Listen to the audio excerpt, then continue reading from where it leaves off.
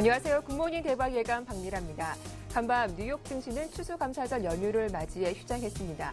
미국 쪽 이슈가 비교적 잠잠한 가운데 간밤 유럽 증시는 나흘째 상승 흐름을 이어갔죠.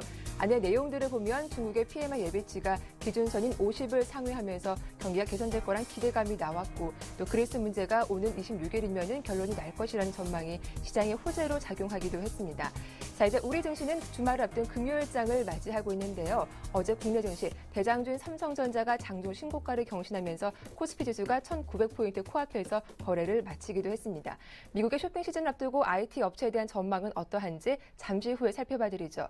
먼저 글로벌 주요 뉴스부터 확인하고 돌아오겠습니다. 강동석 아나운서. 네, 안녕하세요. 강동석입니다. 11월 23일 금요일 글로벌 주요 뉴스입니다. 뉴욕 증시가 추수감사절을 맞아서 휴장한 가운데 유럽 증시는 중국 제조업 지표 호조로 상승 마감했습니다. 중국의 제조업 지표 상승세가 주가를 끌어올렸습니다. 중국의 11월 제조업 구매관리자 지수 예비치가 50.4로 13개월 만에 50선을 넘어섰다고 발표했습니다. 반면 유로존의 11월 제조업 PMI는 46.2를 기록했는데요. 이는 시장 전망치 45.6과 전달 45.4를 상회한 기록이지만 경기 확장 국면 기준선인 50을 넘지 못하면서 여전히 제조업 경기가 둔화세에 있음을 나타냈습니다.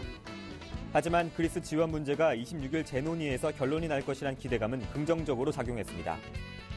영국이 0.68% 올랐고 프랑스와 독일은 각각 0.6%, 0.84% 상승했습니다. 이어서 유럽 소식 챙겨보시면요. 유로존의 제조업 경기가 10개월 연속 위축되고 있습니다. 영국의 대표적인 시장 조사기관인 마켓 이코노미스트가 발표한 바에 따르면 17개 유로존 국가의 11월 제조업 구매관리자 지수는 46.2를 기록했습니다.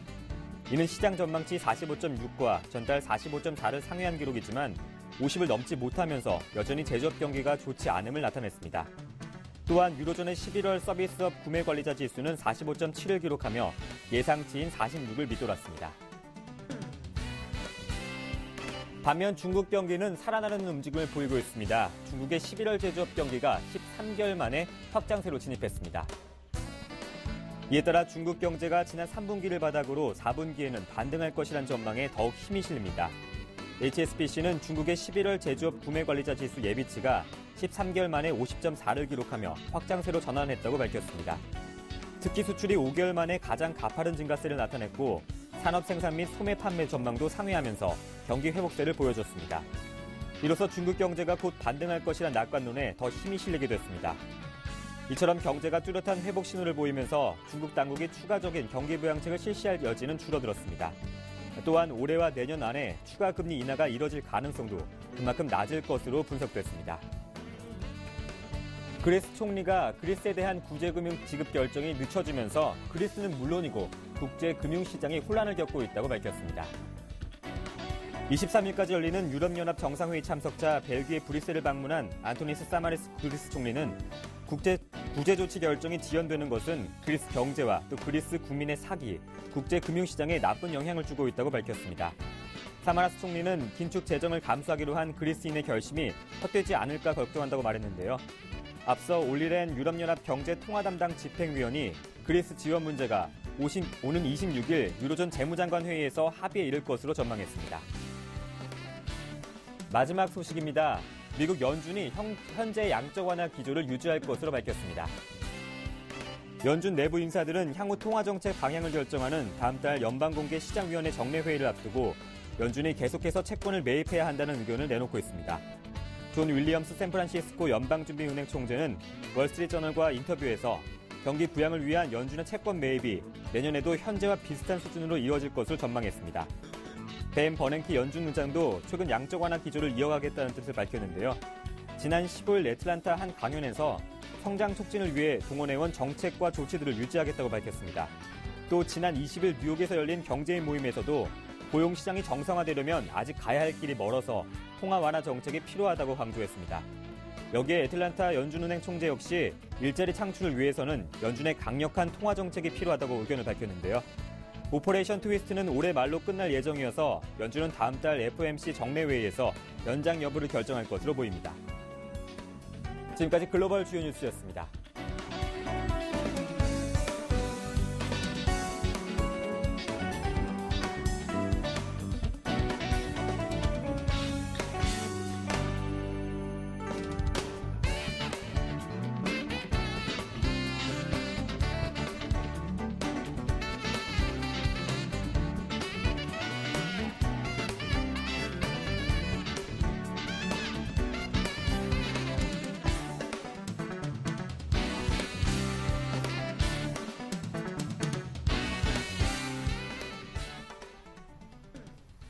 네, 글로벌 핫이슈 인백스 투자 전문의 이현민 본부장과 함께하겠습니다. 안녕하세요. 네, 안녕하십니까.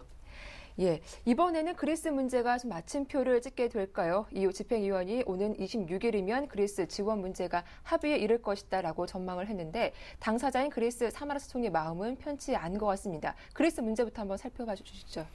그렇습니다. 편치 않을 정도가 아니라 속이 타는 지경입니다. 현재 그리스의 시내에서는 소유 사태라든지 이런 부분이 아직까지도 계속적으로 현재 남아 있다라고 볼 수가 있겠고, 2주 전이었죠. 의회에서 긴축이행 2년 연장 이 투표가 있었는데요. 151석이 과반인데요. 153표로 가까스로 통과한 전력을 가지고 있습니다. 이렇게 보면 사바나스 총리가 현재 그리스 입장에서는 할 일을 다 했는데 EU 재무장관 회의에서 구제금융 집행이 점차 현재 적시에 이렇게 지원이 되지 못하자 현재 사바나스 총리가 가져가는 개혁 의지가 다소 약화될 수 있을까 이런 부분을 우려한다라고 볼 수가 있겠습니다. 오늘 카티 메리니 그리스 일간지 인터뷰를 통해서 이런 속내를 좀 밝혔는데요. 현재 프랑스의 올랑드 대통령도 이 그리스 문제에 대해서 예상보다 구제금융 지원이 지연되는 것에 대해서 우려를 현재 표명하고 있고, 사마라스 총리는 필요하다면 메르켈 총리를 다시 만날 의사가 있다까지 이렇게 현재 내용을 피력하고 있는 상황입니다. 현재 올리렌 EU 금융통화 담당 집행위원은 26일 월요일에 무조건 그리스의 문제를 끝내겠다라고 얘기를 하고 있는데요. 현재 방안으로는 그나마 현재 남아있는 재원 중에서 유럽재정안정기금에서 100억 유로를 추가적인 긴축 이행 2년 연장에서 소요되는 약 140억 유로에서 300억 유로에 달하는 국채 비용의 일부를 이 부분에서 변통하는 것이 그나마 반대 의견이 현재 적은 편이라고 볼 수가 있겠습니다. 그렇지만 IMF가 2020년까지 그리스의 현재 부채 비율을 120%로 고수하겠다는 입장이 아직 남아 있어서 이 내용이 어떻게 될지도 상당히 궁금하다고 볼 수가 있겠습니다. 네. 전통적으로 미국에서는 추수감사절 다음 날인 블랙 프라이데이가 최대 쇼핑 대목이었죠. 하지만 최근에는 더 값싼 제품을 원하는 소비자가 늘면서 이 온라인상에서 쇼핑을 하는 사이버 먼데이가 새로운 대안으로 주목을 받고 있다고요. 그렇습니다. 또 날씨가 추우니까요. 네. 집에서 이렇게 택배로 물건을 받을 수 있는 온라인 쪽의 매출 비중이 상당히 많이 올라가고 있는 상태입니다. 최근 3년 새 특히 이 블랙 프라이데이 시즌에서 온라인 매출이 많이 올라가고 있는데요. 이번에도 다음 주 월요일 날 사이버 먼데이다라고 얘기할 정도로 이날 하루 약 20억 달러까지 매출이 올라갈 것으로 현재 기대를 하고 있습니다. 특히 이런 그 인터넷 업계에서는 아마존이 기대가 좀 크다라고 볼 수가 있겠고, 현재 오프라인 업체인 타겟이나 월마트들도 블랙 프라이데이에 대한 기대감도 여전히 남아 있다라고 볼 수가 있겠습니다. 특히 이제 칠면조를 많이 이제 애호를 하는데요. 칠면조 가격이 좀 많이 상승했다는 것이 시장에서 이제 뉴스로 보도될 정도로 현재 화제가 되고 있습니다. 오바마 대통령은 추수감사절 연휴에 따른 백악관에서 성명을 통해서 샌디의 피해자들이 좀 어려운 국면 이런 부분을 다시 위로를 했고요. 오바마 대통령은 휴일에도 미 의회 지도부와 재정절벽 협상을 추가적으로 현재 가져간다는 일정을 유지하고 있는 것으로 볼 수가 있겠습니다. 네. 간밤 유로존과 중국의 11월 PMI 지수가 발표됐습니다. 하지만 이 등락이 좀 엇갈렸다고 하죠. 그렇습니다. 유로존은 여전히 좀 좋지 않고요. 네. 중국은 어려운 국면에서는 이제 조금씩 나아지고 있는 그런 흐름이라고 볼 수가 있겠습니다. 역시 9월과 10월에 중국의 산업 생산과 수출 이런 쪽이 수치가 좋았기 때문에 11월 HSBC 구매 관리자 지수도 13개월 만에 처음으로 경기 확장 국면인 50을 넘어서는 수치로 발표가 됐습니다. 지난 10월에는 49.5였는데요. 11월은 50.4로 발표가 되면서 0.9포인트가 올랐습니다. 이런 부분에서 중국이 현재 그 차기 지도부, 새롭게 들어선 지도부는 다소 현재 걱정을 좀 덜 수 있는 수치가 나왔다라고 볼 수가 있겠고, 반면에 유로존 11월 수치, 11월 PMI 지수는 46.2로 예상치인 45.6은 상회를 했지만 여전히 50 밑에서 현재 크게 변동이 없는 수준이라고 볼 수가 있겠습니다.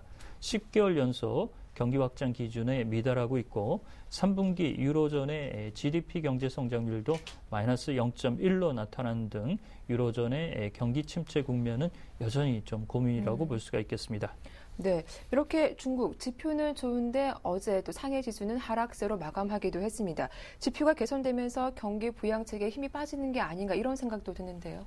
그렇습니다. 당장 경기 부양책이 나올 것이다라는 기대가 좀 많았었죠. 네. 그렇지만 시진핑 리커창 체제가 들어선 이후에 경기 부양보다는 현재 기존 정부와 차별화 국면을 가져가는 측면에서 부정부패를 척결하는 쪽에 의지를 좀 강하게 피력하고 경기 부양에 대해서는 조금 더 신중한 입장을 현재 가져가고 있다는 점, 이런 점이 어제 PMI 지수가 좋은 수치가 나왔음에도 불구하고 상하이 지수가 큰 폭의 상승세가 좀 나타나지 못한 그런 흐름이라고 볼 수가 있겠습니다.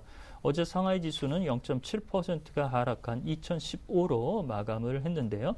앞서 말씀드린 대로 11월 8일 18차 당대회를 통해서 시진핑 총서기로 등장한 이후 시진핑 총서기는 부정부패를 척결하고 분배의 균형점을 현재 강조하는 내용을 먼저 챙기겠다라고 밝히고 있어서 경기의 부양카드가 예상보다 늦어질 수 있다는 이런 내용들, 이런 점이 투자자들의 기대를 조금 꺾은 부분이 아닌가라고 볼 수가 있겠습니다. 네, 또 간밤 영국 재무장관의 발언이 주목을 받기도 했습니다. 대형은행이 오히려 경제에 도움이 된다라고 주장을 했는데 현재 영국 의회에서는 대형은행의 체제를 현재 좀 분리하는 모습이 나오고 있죠. 그렇죠. 영국 쪽에서는 옹호하는 쪽으로 가져가려고 하는데 EU 쪽에서는 분리 원칙을 가져간다는 입장을 현재 그대로 가져간다고 볼 수가 있겠습니다. 이렇게 되면 EU와 영국과의 불협화음이 아직까지는 좀 남아있다라고 볼 수가 있겠는데요. 특히 오지 오스본 영국의 재무장관은 EU의 현 상업은행과 투자은행을 경업하는 유니버설 뱅킹 시스템을 현재 분리하자는 입장에 반대 입장을 현재 밝히고 있습니다. 대형 은행 체제가 오히려 영국 경제에 도움이 될 수 있다라는 부분으로 현재 그 언론의 기사화가 됐는데요. 대형 은행의 몸집을 줄이는 것이 오히려 영국 경제에 피해가 클 것으로 현재 보고 있습니다. 그렇지만 그 미국이나 유럽 쪽 특히 이런 그 대형 은행들이 모랄 해저드에 빠지면서 정부의 구제금융에 막대한 그런 수혜를 입은 부분에 대해서 비판 여론이 상당히 많은 부분도 사실이라고 하겠습니다. 특히 미국도 현재 오바마 행정부가 추가적으로 도드 프랑크법에 나온 볼커를 통해서 은행의 과도한 자기자본 투자 이런 부분을 현재 규제하겠다는 방침은 변화가 없는 상태고요. 현재 22일과 23일 EU의 예산 문제 이런 쪽에서도 영국은 추가적으로 늘리는 데에 반대를 하고 있고 또한 내년 초에는 무디스가 영국의 신용등급에 대해서 추가적으로 조정 여부를 판단할 수 있는 내용도 현재 밝히고 있어서 영국은 EU와의 불협화음뿐만 아니라 현재 신용등급의 조정 여부 이런 부분도 발등에 현재 불이 떨어진 상태라고 볼 수가 있겠습니다. 네, 지금까지 인백스 투자자문의 이현민 본부장과 글로벌 핫이슈 함께했습니다. 도움 말씀 고맙습니다.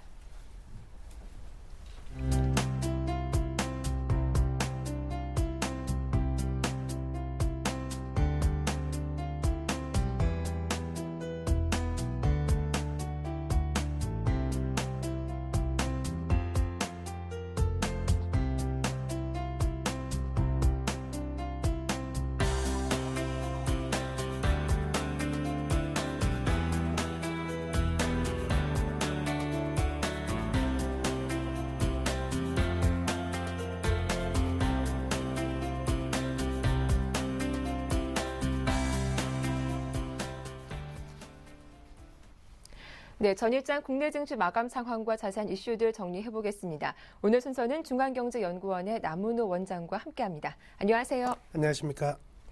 예, 자 어제 양 시장 모두 상승세로 거래를 마쳤습니다. 무엇보다 삼성전자 이야기를 빼놓을 수 없겠죠. 먼저 코스피부터 살펴보면 역시 기관의 매수가 긍정적이었습니다. 코스피 상황부터 확인해 주시죠. 예, 아무래도 이제 미국의 증시의 상승과 더불어서 국내 기관들의 매수세가 상당히 좀 많이 들어왔고요.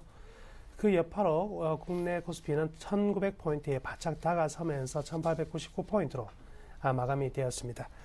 우선 미국의 본격적인 블랙 프라이데이가 이제 시작되는 시점에서의 쇼핑 시즌 그리고 소비 시즌에 대한 기대감이 굉장히 컸었고요. 이에 따라서 삼성전자가 사상 최고가를 완성을 하면서 어떤 시장을 견인했다 볼 수가 있겠네요. 외국인 같은 경우에는 기아차나 현대위와 그리고 삼성전기, LG전자, 삼성물산 등의 종목들을 매수를 했다면 기관들의 입장에서는 삼성전자와 현대차 그리고 KT 그리고 NHN, 삼성물산 등의 종목들을 매수했는데요.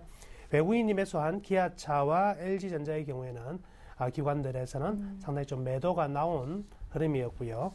반면 역시 기관이 매수한 현대차와 NHN 등의 종목들은 또 외국인들이 가장 많이 매도한 종목으로 링크가 되었습니다. 네, 간밤 어제 이렇게 삼성전자가 장중에 사상 최고치를 경신하면서 IT 부품주가 포진돼 코스닥 지수도 역시 강세를 이어가기도 했는데요. 코스닥 상황도 살펴볼까요? 예, 마찬가지입니다. 전일 같은 경우에도 이제 외국인과 그리고 기관들의 매수세 상당히 좀 많았었고요. 네. 그에 따라서 코스닥 또한 상승 마감을 했습니다. 497포인트로 상승 마감했는데요. 전일장 같은 경우에는 역시 거래소의 영향을 받아서 IT 관련주들이 강세를 보였고요. 또 재밌는 사실은 그 전일 문재인 후보와 안철수 후보 간의 단일화 협상에 대한 토론이 있었거든요. 네. 토론에 대한 결과가 문재인 쪽의 압승이다라는 평이 많이 나오면서 문재인 테마주들은 굉장히 좀 많이 올랐고요. 반면 안철수 테마주는 좀 급락하는 흐름들이 나타났다. 이렇게 볼 수가 있겠습니다. 네, 이어서 어제 코스피 업종별 흐름도 정리해 보겠습니다. 대부분 업종 상승하는 업종이 좀 많기도 했었는데요. 자세하게 살펴봐 주시죠. 역시 외국인들이나 기관들이 많이 매수한 종목 네. 위주로 좀 상승을 했었는데요. 외국인의 경우에는 전기전자 그리고 통신, 유통, 건설업 등을 매수를 했다고 볼 수가 있겠고요. 반면 기관은 죄송합니다. 네. 통신, 건설, 운송, 장비업 등을 매도했습니다. 강세 업종은 역시 전기전자 업종이 제일 강세를 보였고요. 역시 통신, 유통 쪽의 강세와 그리고 의료정밀, 의약, 전기, 가스, 비금속, 광물 등의 업종들은 모두 약세를 보였습니다. 전일장 특징주 이제 한 종목을 꼽는다면요, LG전자 꼽을 수 있겠는데요. 네. 그간 대손 충당금에 대한 루머가 나오면서 상당 부분 좀 약세를 보였고요. 계속적으로 6일 연속, 5일 연속 매도한 외국인들이 전일은 이제 매수세를 보이면서 일단 반등에 성공한 모습은 좀 특징적이었다라고 볼 수가 있겠습니다. 네, 또 어제 오후 들려온 소식이 있었죠. 회사돈 횡령 혐의를 받고 있는 최태원 SK그룹 회장에 대해서 검찰이 징역 4년을 구형하기도 했는데요. 이 소식과 관련해서 SK그룹주에 미치는 영향은 좀 없을까요? 완전히 없다고 좀 보기는 뭐 힘들 것이고요. 예. 그렇지만 충격은 어느 정도 제한적이지 않겠느냐. 상당히 좀 이전부터 흘러나왔던 이야기들이고 네. 현재 어떤 기관들이나 그리고 외국인들이 이러한 흐름들에 대해서 기대를 전혀 예측하지 못한 상태에서 투자를 하고 있는 상황이 아니기 때문에 충격은 있을지언정 그 충격은 아주 작게 좀 제한적이지 않을까라고 저는 생각해 볼 수가 있겠습니다. 예, 그렇다면 뭐 SK그룹주 보유하신 분들은 일단은 매도하지 말고 좀 더 보유해 보는 게 좋겠다라고 보시는 거죠? 저는 이제 그렇게 생각하고 있는데요. 네. 현재는 삼성전자와 그리고 LG와 SK를 빼고는 이 시장에 어떤 주도주를 세울 만한 업종이나 그리고 그룹사들이 별로 없는 것 같습니다. 따라서 SK그룹주의 충격은 크지 않을 것으로 생각하고 있습니다. 네, 자 말씀 잘 들었습니다. 이어서 코스닥의 업종별 분위기도 확인을 해볼 텐데요. 앞서도 살펴봤지만 삼성전자 효과로 IT 부품주 또한 강세를 이어가기도 했죠. 예, 맞습니다. 역시 이제 계속해서 IT가 중심인 시장의 흐름입니다. 네. 코스닥 또한 강세를 보이는 업종들 같은 경우는 반도체라든지 소프트웨어, 오락문화, 기타 제조업, 출판, 매체, 복제 등의 업종들이 좀 강세를 보였고요. 반면 통신 서비스나 금융, 컴퓨터 서비스, 인터넷, 제약 등의 업종에서는 전체적으로 좀 약세를 보였다고 볼 수가 있겠습니다. 역시 이제 코스닥에서 특징주를 한번 골라봤는데요. 골프존을 들었습니다. 아무래도 이제 겨울이 되었기 때문에 야외로 골프를 치러 나가기는 쉽지 않은 날씨가 될 것이고요. 거기에 따라서 실내 쪽에서 골프존을 운영하고 있는 골프존의 수혜가 예상된다는 쪽에서 계속해서 연일 급등하고 있는 모습들이 나타나고 있습니다. 네. 자, 이어서 오늘 전략 한번 들어보도록 할 텐데요. 간밤 뉴욕 증시는 추수감사절 연휴로 휴장했습니다. 반면 유럽 증시는 상승세를 이어가기도 했는데 오늘 국내 증시 전략은 어떻게 보십니까? 예, 국내 증시 또한 유럽 증시의 힘을 받아서 1900포인트를 돌파해 나갈 것으로 기대를 하고 있습니다. 자, 오늘 같은 경우에는 이제 미국 증시가 오늘 저녁에 한 반 정도 열리거든요. 1시까지 그렇죠. 열리는 날인데요. 일단 유럽의 상황이라든지 유럽의 상황이 지금 굉장히 신고가가 나올 정도로 많은 종목들의 어떤 개선이 이루어지고 있는 부분이 있거든요. 그리고 최근 이제 일본 증시도 굉장히 많이 상승하고 있는 부분이고요. 한국에서 문제가 되고 있는 환율 부분에 대해서도 정부 중앙은행에서는 좀 강력한 어떤 그 조치를 취하겠다는 쪽으로 나오고 있는 상황이기 때문에 대략적으로 전반적인 글로벌 여건과 그리고 연말 시즌에 대한 기대감들이 복합적으로 맺혀지면서 거래소, 코스닥, 양시장 모두 좀 좋은 흐름들 나타날 것으로 기대를 하고 있습니다. 네. 자, 그렇다면 오늘은 일단은 뭐 주식 보유하신 분들은 계속 좀 홀딩을 해봐도 괜찮은 그런 날이 될까요? 아니면 좀 뭐 비중 줄여봐야 할까요? 다음 주 어느 정도 불확실성은 있을 것입니다. 다음 네. 주 같은 경우에는 이 블랙 프라이데이에 대한 많은 리포트들이 나올 것이겠지만 그렇지만 현재는요. 현지수 때 1900포인트와 498포인트, 500포인트 이하라면 주식은 아직까지 매도할 수 있는 좋은 타이밍이 아니다. 아직은 충분히 이제 매수 권역에 있고요. 이 매수는 확인하고 들어가더라도 다음 주 주중반, 즉 지금 현 시점에서의 단기 매도는 절대 좀 바람직하지 않는 전략이다라고 말씀해 드릴게요. 네, 오늘 전략까지 잘 들었습니다. 지금까지 중앙경제연구원의 남은우 원장과 함께했습니다. 도움 말씀 고맙습니다. 네, 감사합니다. 자, 이어서 샘플러스 김현근 전문위원과 어제장 이슈들 조금 더 자세하게 이야기 나눠보겠습니다. 안녕하세요. 네, 안녕하세요. 예, 먼저 어제 대장주인 삼성전자가 장중에 신고가를 또다시 경신하기도 했었죠. 예, 그렇습니다. 장중에 신고가, 사상 최고가를 나타내는 그러한 모습을 좀 보여줬었는데요. 현재 미국의 재정결벽 우려 속에서도 사거래일 연속 그러한 상승을 하는 모습을 좀 보여주고 있는데 애플의 주가는 상당히 좀 상반된 그러한 모습을 좀 보여주고 있습니다. 그래서 현재 지금 삼성전자가 시가총액에서 차지하는 비중도 거의 19% 정도, 거의 20% 가까이도 추후에 좀 가능하지 않을까 이런 생각이 좀 드는데요. 그 부분은 현재 이제 스마트폰 시장을 양분한 애플과 경쟁해서 확실한 좀 우위를 점하고 있는 이 부분을 우리가 좀 확인을 좀 할 수 있는 그러한 모습인 것 같습니다. 앞으로 이제 4분기에 대한 실적에 대한 기대감도 좀 반영이 돼가는 것 같고요. 미국 국제위원회에서 일전에 이제 애플이 삼성전자의 특허를 침해하지 않았다는 그 기존의 예비 판정을 좀 재심의한다고 합니다. 그래서 이런 부분에서 봤을 때도 앞으로 있을 애플과의 특허 소송에서도 유리한 고지에 오를 수 있다는 이러한 부분들도 좀 생각을 해볼 수 있을 것 같고요. 또 바로 미국 연말 소비 시즌과 맞물려서 스마트폰 출하량이 계속 늘어나고 있는 부분, 이 부분 때문에 이런 주가의 흐름이 좀 나타나고 있는데요. 그렇다면 우리가 내년에도 이러한 갤럭시 S4라든가 이런 출시, 스마트폰의 점유율이 더욱더 확대가 될 것이라고 좀 예상이 되고 있고요. 현재 상태에서 이제 삼성전자의 주가 흐름이 물론 상당히 좋은 상태입니다만, 우리가 개인 투자자분들이 이제 현 상태에서 또 매매하기에는 약간 부담스러운 그런 부분이기 때문에 우리가 관련 부품주에 좀 관심을 가진다면 충분히 또 현재 시장에서 수익을 좀 누려볼 수 있는 그러한 시장이 아닌가 이렇게 좀 판단이 듭니다. 그리고 삼성전자의 이런 주가의 흐름은 우리 국내 시장의 어떤 좀 시장의 체력 부분, 시장이 좀 좋아지는 이러한 좀 상징적인 부분으로 좀 생각을 해볼 수 있을 것 같습니다. 관련해서 이러한 관련 부품주 중에서 현재 상태에서 우리가 관심을 좀 가질 수 있는 종목을 소개를 좀 해드리도록 하겠습니다. 바로 이제 하이비전 시스템이라는 종목인데요. 스마트폰, 휴대폰에 탑재된 카메라 모듈 제조 공정 중에서 렌즈 포커싱, 검사 공정에 대한 자동화 장비를 제공하는 그러한 개발하고 만드는 그러한 업체인데요. 현재 삼성전자, 애플, 이러한 메이저 스마트폰 제조사들 간의 하드웨어 경쟁이 상당히 심해지고 있는 그러한 상황입니다. 그렇다면 카메라 모듈의 고사양화 이 부분은 계속해서 당연히 뭐 진행될 수밖에 없는 그러한 과정인데요. 현재 지금 스마트폰 카메라가 상당히 고소화되면서 오토포커싱이라든가 광학 줌이라든가 이러한 기능들이 계속 추가되면서 동사의 그런 검사 장비에 대한 수요가 상당히 급증할 거라고 예상이 되고 있고, 현재 지금 카메라 LG, 삼성전자라든가 애플에서 800만 화소, 800만 화소급의 카메라 모듈을 장착해서 다 제품들이 출시가 되고 있는 상황인데요.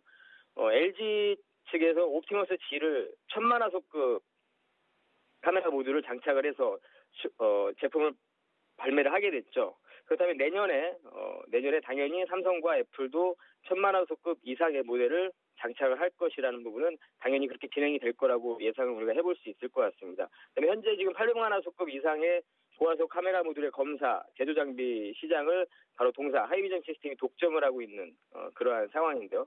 앞으로 이 1000만 화소급 이상에서도 동사가 그러한 독점의 이러한 모습은 좀 지속적으로 좀 보여줄 것 같다는 판단이 들고 있습니다. 그 이유는 바로 이제 양산 수율에 대한 부분인데요. 양산을 하고 수율할 수 있는 이러한 기업이 바로 동사가 좀 유일한 기업이기 때문에 앞으로도 그러한 고화소 카메라 부분에서 장비 시장에서 그런 독주의 모습을 우리가 좀 기대를 해볼 수 있을 것 같습니다. 충분히 현재 상태에서 관심을 가지고 또 매매를 할 수 있는 그러한 종목이라고 생각을 하고요. 현재 시장에서 IT 쪽에 대한 부분은 지속적으로 연말까지도 우리가 좀 관심을 가져야 되는 그러한 섹터이기 때문에 이 종목 좀 관심을 가지셔도 좀 좋은 결과가 있을 것 같습니다. 차트를 좀 보시면서 매매 전략을 좀 말씀드리도록 하겠습니다. 최근에 10월 말 정도에서 상당히 좀 강한 그러한 흐름이 나타나고 있는 상황인데요. 얼마 전에 약간의 좀 눌림목을 주고 다시 한 번의 상승을 좀 시도하고 있는 이러한 모습이고요. 뭐 주봉이나 좀 월봉을 확인해봐도 이러한 고점 부분을 좀 다시 한번 돌파하기 위한 이런 흐름, 최근에 이 거래량 부분도 상당히 좀 좋은 모습이고요. 월봉을 좀 봐도 이러한 좀 박스의 흐름에서 박스 상단부를 좀 돌파하기 위한 이러한 흐름이 좀 나타나고 있습니다. 최근에 이 거래량 부분이 상당히 좀 긍정적인 모습을 좀 확인을 해볼 수가 있습니다. 매매 전략을 말씀드리면 매수가는 전일 종가였던 3,895원 말씀드리고요. 목표가는 5,000원, 그리고 손절가는 3,600원 이렇게 제시해드리도록 하겠습니다. 네, 삼성전자 흐름과 함께하는 이 하이비전 시스템 오늘 대응 전략 살펴봐 주셨습니다. 도움 말씀 잘 들었습니다. 예, 감사합니다. 지금까지 샘플러스 김형근 전문위원과 함께했습니다.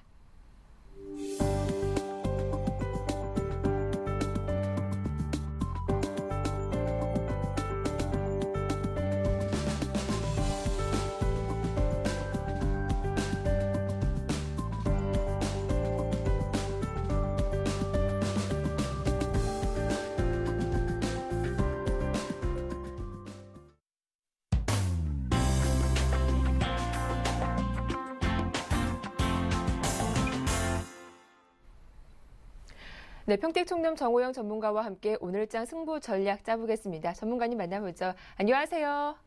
네, 안녕하세요. 예, 어제 국내 증시 다시금 반등이 나왔습니다. 기관의 매수도 긍정적이었고요. 무엇보다 삼성전자에 대거 자금이 몰리면서 코스피 지수도 함께 오르는 효과가 있었죠. 간밤 뉴욕 증시는 휴장에 들어갔습니다. 오늘 국내 증시 시황 어떻게 전망하십니까? 네, 오늘 시황하고 삼성전자 그리고 네. 제가 이제 후반부에는 이제 시가총액 톱10 종목까지 전반적으로 한번 점검을 좀 해드리는데요. 네. 먼저 시황 이제 지수 한번 말씀드리겠습니다. 뭐 중기적인 것은 뭐 여전히 저는 불변입니다. 아직까지도 저는 하락할 거라고 생각하고 있고요. 단기적인 거는 일단 반등은 좀 끝나지 않았나 싶어요. 그래서 1900선 이상부터는 이제 확실한 거품이다 이렇게 저는 생각하고 있습니다. 왜 그러냐면 현재 지수가 오른 거는 두 가지 이유입니다. 두 가지가 뭐냐면요. 전에는 제가 전기전자 파생 흐름이라 그랬잖아요. 지금은 삼성전자하고 파생 흐름이라고 말씀드리고 싶어요. 무슨 얘기냐면 전에는 전기전자 전체가 올라서 파생 흐름과 더불어 이제 지수를 좀 견인을 했습니다. 근데 지금은 정확하게 말하면 삼성전자 덕분이라고 보시면 맞아요. 그래서 일단 전기전자 전체가 아니라 삼성전자가 굉장히 좀 현재 좋았다. 그리고 파생 흐름은 여전히 지금 단기적으로 좀 끌어올렸는데요. 정상적인 지수는 한 1880선 정도로 보고 있습니다. 그래서 어떻게 현재 생각하냐면은 현재 그 반등이 나왔지만 1880선 정도가 정상이고 약 20포인트 정도 좀 약간 오버슈팅 됐다, 그러니까 과매수다 이렇게 볼 수가 있겠습니다. 그래서 오늘 같은 경우에 웬만하면은 올라가기보다는 하락할 가능성이 높다 이렇게 볼 수 있겠습니다. 그래서 일단 단기하고 중기는 이 정도로 정리해드리겠고요. 좀 전에 말씀하신 대로 이제 삼성전자 오늘 굉장히 좋았죠. 특히 어제 같은 경우 이제 드디어 역사상 최고의 고점을 돌파해줬는데요. 지금 그 양상을 말씀드리면 간단합니다. 바로 미국 시장에서 삼성전자 동시에 올라가서 그렇습니다. 그래서 우리나라 주식들이 미국 시장에도 상장이 돼 있거든요. 그래서 같이 움직이는 경향이 있는데 현재 삼성전자가 그 미국 시장에서 굉장히 좋습니다. 오히려 우리나라 시장보다 더 약간 강합니다. 그래서 그런 상태에서 기관에서 특별히 매수할 만한 지금 업종이 없어요. 그러다 보니까 집중적으로 현재 그 뭐랄까 좀 몰린다 그럴까요? 그래서 그런 현상이 나타나는데 직전 그 장중 고점과 종가 고점 그리고 현재 장중 고점과 종가 고점이 바로 가격 차이가 이제 얼마 안 되죠. 근데 바로 이제 돌파를 했습니다. 그러니까 지난번에 그 장중 그다음에 종가 그 고점을 어제 살짝 돌파해 줬는데요. 어쨌든 삼성전자가 강한 것은 어쨌든 두 가지 이유다. 첫 번째는 미국 시장에서 삼성전자가 한국보다 더 강하다는 거. 그다음에 기관에서 특별히 매수할 만한 업종이 없습니다. 그래서 그런 이유 때문에 현재 부각이 되는데요. 어쨌든 삼성전자와 더불어 파생 흐름 두 가지 요인으로 지수는 약간 오버슈팅 됐다 이렇게 말씀드릴 수 있겠습니다. 자, 그다음에 정말 더 중요한 거를 지금부터 설명드리고 차트로 이제 연결해서 말씀드리겠는데요. 일단 코스피와 삼성전자의 등락일의 차이를 말씀드리겠습니다. 이거 정말 중요합니다. 자, 코스피를 보시면은요, 이게 이제 2012년 올해 기준입니다. 고점이 3월 14일이었습니다. 그 다음에 저점이 7월 25일이었고요. 그 다음에 최근 고점은 9월 19일이었습니다. 자, 이에 반해서 삼성전자는 고점이 5월 2일이었어요. 그 다음에 여름 저점이 7월 12일, 그 다음에 최근 고점은 11월 22일, 바로 어제였습니다. 자, 여기서 뭐가 나타나냐면요. 지수보다 삼성전자의 저점은 빠르고 고점은 느립니다. 제가 그 수익을 말하다 그 매주 수요일 방송을 통해서 끊임없이 말씀드렸던 얘기 있죠. 어떤 그 업종과 지수, 그 다음에 종목과 업종 비교할 때, 혹은 종목과 종목 간의 비교에 있어서 저점은 빠르고 고점은 느린 게 더 강하다 그랬는데, 그럼 지금 보시기 바랍니다. 어떻습니까? 삼성전자가 코스피보다 훨씬 강하다는 얘기잖아요. 왜냐하면은 봄의 고점이 3월 14일이었습니다. 코스피가. 근데 삼성전자 고점이 5월 2일이니까 약 한 달 반 뒤에 고점을 찍었으니까 상당히 어떻습니까? 고점이 느린 거잖아요. 또 반대로 저점은 약 한 10여일 정도 삼성전자가 빨랐습니다. 그리고 현재까지 보면 또 최근 고점이 어떻습니까? 무려 2달 정도 더 늦게 현재 기록이 됐습니다. 삼성전자가. 그러니까 어때요? 굉장히 강하다는 거죠. 이건 뭘 말해주느냐? 삼성전자 체감지수는 현재 최소한 2000, 최대 2050이라고 보면 됩니다. 자, 요거는 차트로 한번 설명을 다시 드리겠는데요. 보시기 바랍니다. 자, 현재 나가고 있는 그림이 이제 삼성전자입니다. 삼성전자인데요. 이건 어쨌든 지수하고 비교했을 때 훨씬 빠릅니다. 다시 한번 이제 요거를 이제 코스피 지수 먼저 보여드릴게요. 보시면 어떻습니까? 현재 왼쪽에 있는 동그라미가 3월 14일 고점이거든요. 네, 그 다음에 가운데 있는 동그라미가 뭐냐면 7월 25일 저점. 그 다음에 세 번째 있는 건 뭐냐면 최근 고점이었는데 9월 19일이었습니다. 이번에 삼성전자 다시 보겠습니다. 자, 보시면 어때요? 삼성전자는 이제 5월이었습니다. 그 다음에 7월 12일, 그 다음에 바로 어제였습니다. 그래서 이거는 엄청난 그 여러 가지 의미가 있습니다. 왜 의미가 있냐면요. 다시 한번 자막을 좀 보시겠는데요. 어떤 의미가 있느냐? 지금 코스피 지수가 얼마입니까? 1899로 끝났으니까 사실상 1900이잖아요. 네, 그렇죠. 네, 정확하게 1900인데 문제가 뭐냐면 삼성전자, 그러니까 크게 말하면 전기전자는 체감지수가 2000에서 2050입니다. 삼성전자는 대략 한 2050 정도 된다고 보고요. 전기전자 전체로 봐도 거의 2000입니다. 근데 나머지 업종, 빅4라 그랬잖아요. 제가 항상 코스피에서 빅4를 봐야 된다 그랬는데, 그럼 전기전자를 제한 나머지 빅4가 뭐냐? 운송장비, 철강금속, 화학 이거잖아요. 이거는 1800이라는 얘기예요. 그래서 아주 쉽게 극단적으로 말하면 현재 우리나라 지수는 1900입니다. 정확하게 말하면 1900이에요. 그런데 전기전자는 2000, 나머지 3개의 업종은 1,800이라는 얘기입니다. 그러면 여기서 이제 어떤 결과가 나오느냐? 아주 간단합니다. 지금부터는 이렇게 보시면 되겠습니다. 잠깐 차트 보시겠습니다. 자, 보시면은요. 지금 분명히 1,900이거든요. 네, 1,900이에요. 근데 전기전자가 2,000이라고 그랬고 나머지 3개 업종이 1,800이라고 그랬습니다. 무슨 말이냐면 여기서 앞으로 전기전자가 그대로 유지가 되면서 나머지 약했던 3개 업종, 화학, 철강, 금속, 운송장비죠. 이게 올라가면 지수가 더 올라가겠죠. 1900에서. 반대로 약했던 3개 업종은 그대로인데 전기전자가 내려가면 여기서 다시 또 1900 아래로 또 내려가겠죠. 자, 그럼 확률로 따져보자는 거죠. 한 개 업종만 떨어지면 어떻게 됩니까? 지수는 떨어집니다. 반대로 3개 업종이 올라가야 지수가 올라가요. 어떻게 될 것 같아요? 확률상으로. 그리고 현재 보면은 어떻습니까? 삼성전자를 비롯해서 전기전자가 유독히 잘 가잖아요. 그래서 저는 지수를 더 부정적으로 본다는 얘기죠. 어쨌든 현재 상황은 굉장히 중요한 변곡점이다. 좀 심하게 말하면은 전기전자, 더 심하게 말하면 삼성전자 하나만 보면 지수가 다 결정된다. 이렇게 볼 수가 있겠습니다. 네, 일단은 코스피 1,900포인트 이상에서는 좀 확실한 거품이니까 오늘도 조정 좀 염두해 둬야 한다라고 말씀을 해주셨는데요. 오늘 전략도 들어보겠습니다. 앞서 시총 상위 종목군 움직임으로 시황 분석해 주신다고요? 네,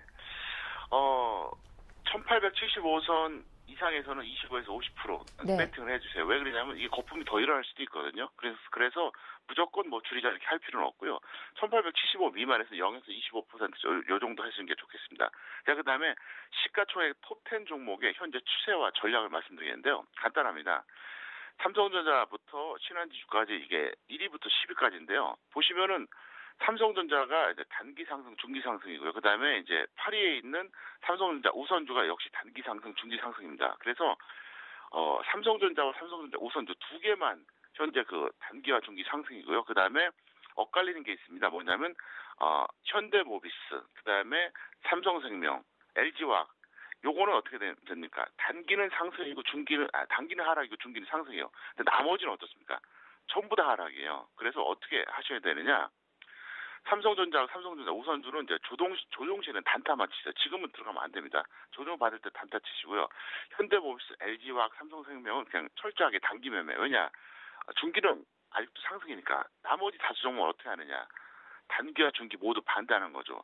그래서 지금 보시면 어때요? 업종 특성이 다 드러나는데 어쨌든 이 철저하게 삼성전자 위주로만 움직인다고 볼 수 있겠고요. 더 놀라운 건 뭐냐? 우선주가 탑10 안에 들어간다고 하는 것은 이거는 어떻게 보면 좀 난센스예요. 엄청난 일이죠. 우선주가 탑10 안에 들어간다. 그러니까 얼마나 지금 삼성전자가 독주하는지 그거를 나타내주고 있습니다. 네, 일단 시장이 오르기 위해서는 전기전자뿐만 아니라 화학과 운수장비 업종도 함께 올라가야 한다라고 강조를 해주셨습니다. 이어서 내일 강연도 있으시죠? 소개 부탁드립니다. 네, 내일 강연에는 다른 것보다도 이제 중기 지수를 조금 더 구체적으로 전달해 드리겠고요. 원래 이걸 제가 2주 전부터 홍보를 했었는데 사실 지금은 야권 후보가 결정될 줄 알았어요. 근데 아직까지 결정이 안 됐지만 대선 전망 정확하게 제가 전달해 드리겠습니다. 그리고 중장기 추천주로 중소형주 하나, 그다음에 우량주 하나 이렇게 2가지 전달해 드리겠고요. 어쨌든 내일 참석하시면 정말로 많은 이야기 해드리겠고요. 진짜 도움될 만한 정보를 제공해 드리겠습니다. 네, 오늘 도움 말씀 잘 들었습니다. 고맙습니다. 네, 감사합니다. 지금까지 평택총론 정호영 전문가와 함께했습니다.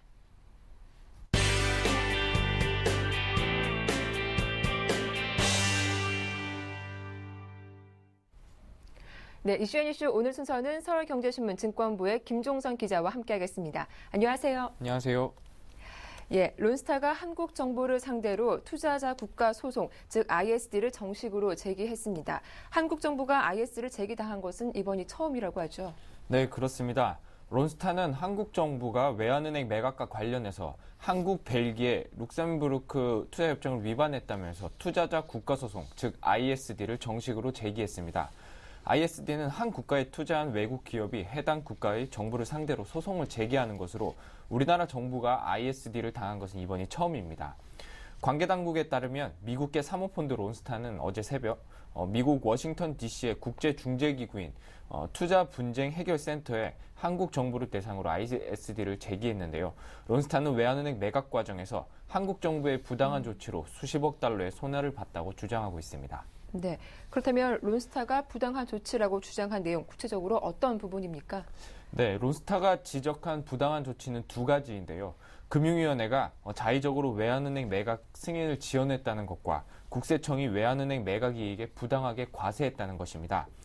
한국 정부는 론스타의 주장을 인정하지 않겠다는 입장인데요.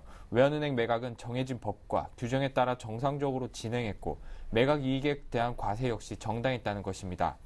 특히 두 가지 사안과 관련해서 방대한 입증 자료를 확보한 만큼 앞으로 진행될 재판에서 론스타 주장의 부당성을 적극 제기할 방침입니다.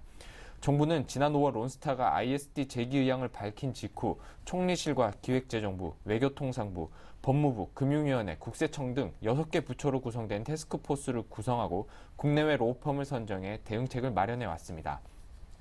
법무부의 한 관계자는 쟁점에 대한 구체적인 내용을 말할 수는 없지만 론스타 주장에 부당함을 주장할 수 있는 많은 근거를 확보했다며 투자 분쟁 해결 센터 중재재판부 구성에 최소 몇 개월이 소요되고 재판 기간도 최소 3에서 4년이 걸릴 것으로 보여 장기적인 관점에서 단계적인 대책을 마련하겠다고 말했습니다. 네, 다음 소식입니다. 국회 조세소위원회가 법인세 최저세율을 최대 2%포인트 높이기로 했습니다. 내년부터 실시가 되는데요. 자세한 내용 살펴봐 주시죠. 네, 내년부터 과세 표준 100억 원 이상의 대기업과 중견기업이 내야 하는 법인세 최저세율이 각각 1에서 2%씩 오르게 됩니다. 정부와 정치권에 따르면 여야는 어제 국회 기획재정위원회 산하 조세소위원회를 열어서 이 같은 내용을 담은 조세특례제한법 개정안 처리에 합의했습니다. 합의안에는 과표 구간에 따라서 법인세 최저세율을 과표 100억 원 초과에서 1000억 원 이하의 경우 현행 11%에서 12%로 과표 1000억 원 초과 기업에 대해서는 현행 14%에서 16%로 인상하는 내용이 담겨 있습니다. 조세소위 관계자는 국회 본회의를 통과하면 법인세 세수가 연간 2천억 원가량 더 거칠 것으로 기대된다고 설명했습니다. 아울러서 내년부터는 기업도시 입주 기업이라도 수도권에서 지방으로 이전하는 경우에만 법인세가 감면되게 됩니다. 또 병역을 마친 마이스터 졸업생 취업자를 복직시킨 중소기업은 세액공제 혜택을 당초 정부안보다 2년 더 늘어난 오는 17년까지 받게 할 수 있도록 했습니다. 네. 최근 원화 강세 움직임이 심상치 않다는 위기감에 외환당국이 시장 개입에 나서기로 했습니다. 관련 내용 살펴볼까요? 네, 외환당국의 시장 개입이 임박한 것으로 보입니다. 원달러 환율이 심리적 마지노선인 1,080원 수준에 접근했다는 위기의식 때문인데요. 정부는 환율 하락세가 내주까지 지속되면 선물환 포지션 한도 강화를 비롯한 거시 건정성 규제를 강화할 것으로 전망됩니다. 기획재정부는 어제 최근 실시한 특별 외환 공동검사 결과를 분석 중이라며 선물환 포지션 한도 조정을 먼저 생각할 수 있는데 공동검사 결과를 보고 내주 중에라도 빠른 결론을 내도록 노력하겠다고 밝혔습니다. 선물환 포지션 한도를 낮추게 되면 국내 시장의 달러 공급을 줄일 수 있게 되는데요. 현재 외국은행 국내 지점이 200%, 국내 은행이 40%로 돼 있는데 이를 동률로 25%씩 줄여 각각 150%, 30%로 강화하는 방안이 거론되고 있습니다. 규제 방안에는 은행의 비예금성 외화부채에 계약 만기별로 차등 부담금을 부과하는 외환 건전성 부담금의 부과 요율을 높이는 것도 검토 대상으로 올라와 있습니다. 기획재정부 관계자는 이 같은 내용을 발표하면서 최근 외환시장의 움직임이 좀 과하다고 생각한다. 원화가 강세로 갈 것이라는 기대 때문에 결제를 미루는 현상이 나타나고 이를 부추기는 일부 딜러도 있다며 구두 경고성 발언을 했는데요. 그러면서 쏠림 현상이 심화될 경우 정부의 소임을 수행할 준비가 돼 있다. 빠른 원화 절상으로 적극적인 대응이 필요한 시점이라고 본다. 또 구체적인 조치를 할 단계에 가까워졌다 등의 발언을 쏟아대면서 외환시장을 겨냥한 규제 강화 의지를 내비쳤습니다. 네. 글로벌 경기 불황이 장기화되고 있습니다. 자본시장의 꽃이라고 불리는 이 증권업계 채용 규모도 작년의 절반 수준으로 급감했다고 하죠. 네, 그렇습니다. 증권업계에 따르면 국내 18개 주요 증권사회 올해 대졸 규모는 492명으로 지난해의 절반 수준에 그쳤습니다. 올 들어 대졸 신입사원 채용 규모가 늘어난 증권사는 한국투자증권과 신한금융투자 등 두 곳에 불과했는데요. 올해 대졸 공채 인원이 아예 없는 증권사는 5곳이나 됐습니다. 증권사 4곳 중 1곳 이상이 대졸 신입사원을 한 명도 뽑지 않은 셈인데요. 한 증권사 관계자는 경제 전망이 밝지 않아서 실물의 흐름을 주시하고 있다며 기존 직원도 내보내야 할 상황에서 신입사원을 채용할 여유가 없다고 말하기도 했습니다. 실제로 올해 주요 증권사들의 실적은 지난해 절반 수준에 불과할 것으로 예상되는 상황입니다. 네, 이슈앤 이슈 지금까지 서울경제신문 증권부의 김종선 기자와 함께했습니다. 도움 말씀 고맙습니다. 고맙습니다.